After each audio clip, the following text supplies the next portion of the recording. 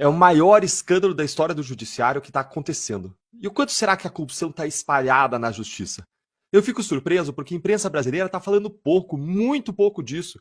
É um esquema gigantesco de venda de sentenças, tanto por desembargadores quanto em gabinetes de ministros do STJ, que foi descoberto pela Polícia Federal. Esse caso é um dos maiores escândalos da culpa do Poder Judiciário da história.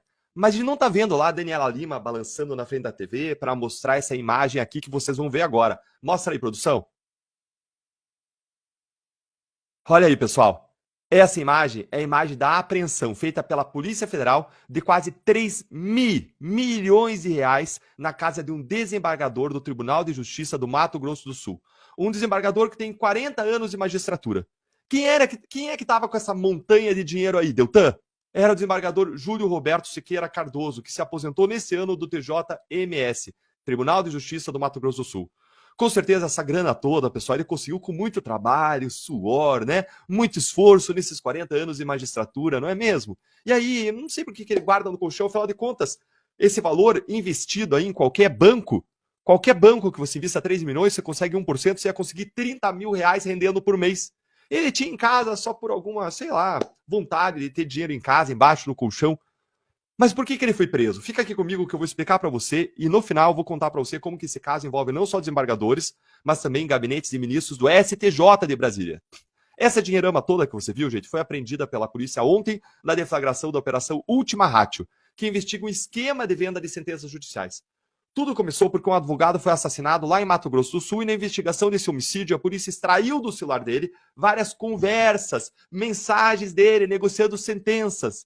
Para vocês terem ideia, tem mensagens de que esse advogado se gaba lá de antecipar decisões de ministros do STJ, já que ele recebia das assessorias dos ministros os rascunhos das decisões que ele oferecia e vendia para as partes dos processos. E em um caso, ele chega a comemorar que quando saiu a decisão, até a vírgula era igual ao rascunho que ele tinha recebido e oferecido para a parte. Nesse esquema, decisões judiciais e ministros do STJ eram negociados por valores que iam até 500 mil reais, talvez mais.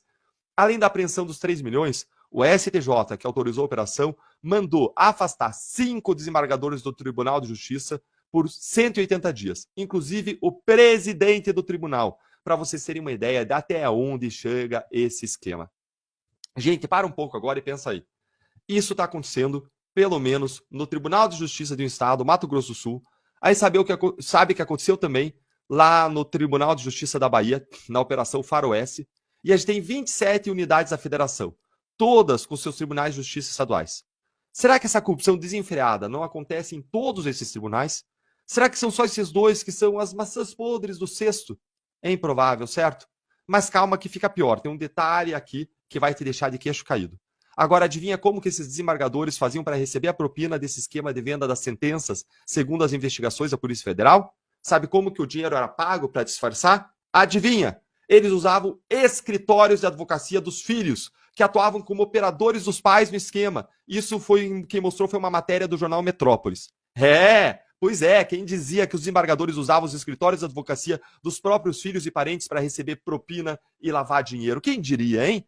E olhem só isso, uma das investigadas é a Camila Cavalcante Bastos, que é filha do desembargador Alexandre Aguiar Bastos, mas você sabe quem que é a Camila?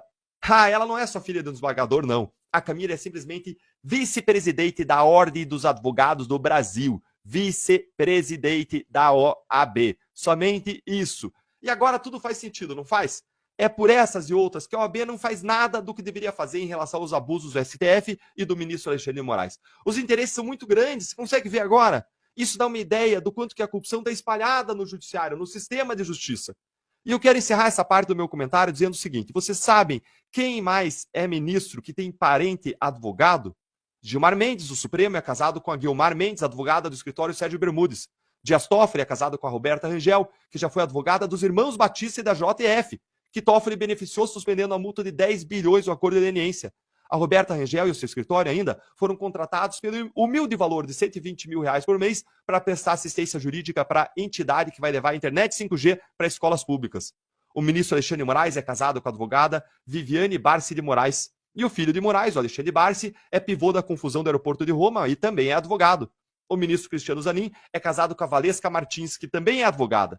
E no ano passado, o Supremo decidiu que juízes podem sim julgar a ação em que a parte é defendida por escritório do parente, desde que não seja o próprio parente ou advogado da causa.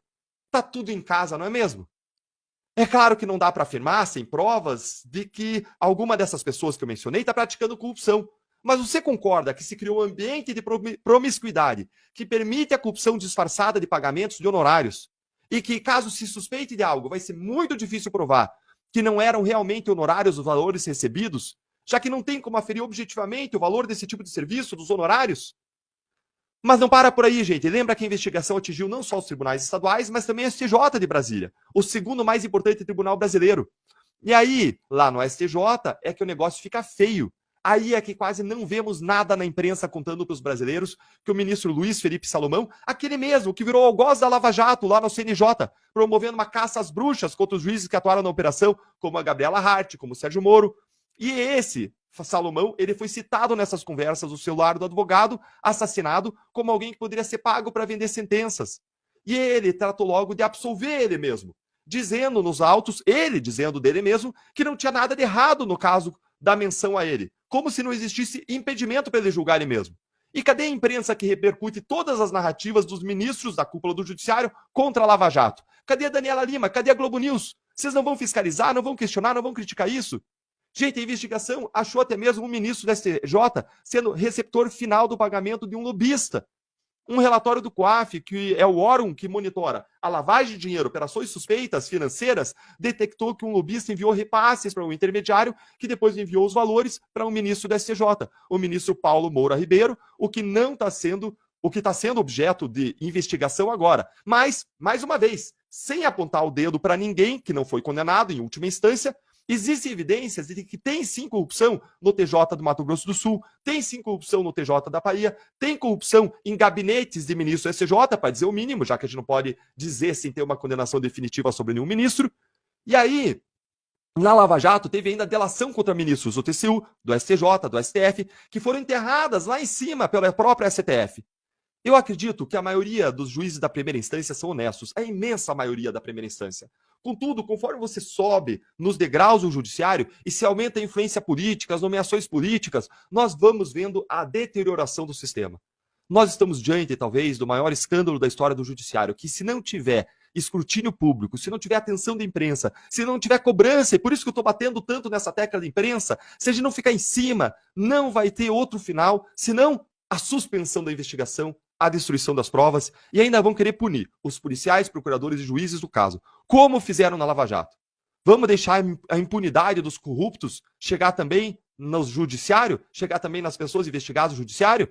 Não, se depender de mim, não. E você? Me conta aí nos seus comentários e nos ajuda com isso a impulsionar esse vídeo, curtindo, seguindo aqui o canal, deixando comentário para que a voz da nossa indignação conjunta chegue mais longe.